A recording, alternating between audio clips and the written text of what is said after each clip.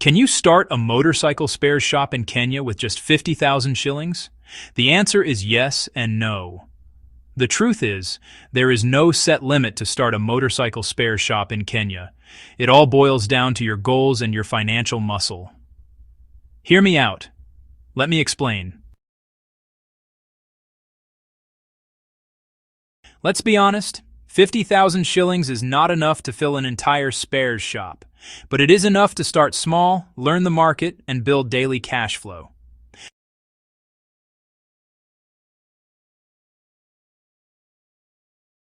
With KSH 50,000, you focus on fast-moving, low-cost items like tubes, cables, mirrors, spark plugs, lights, small electricals, and service items.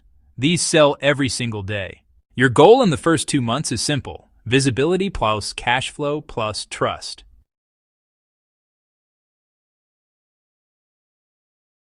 This phase helps you avoid mistakes, understand demand, and position your shop for growth. Now here's the smart part. Start with 50K, but plan to reinvest or inject between 150,000 to 200,000 shillings within 2 months. With that money, your shop changes completely. You can now stock.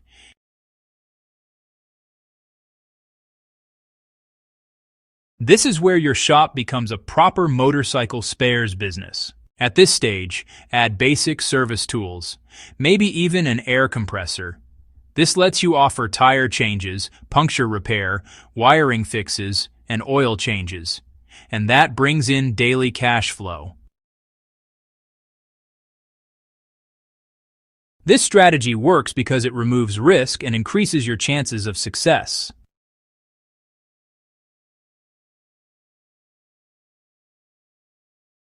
If you scale up with KSH 200,000, here's what your budget might look like.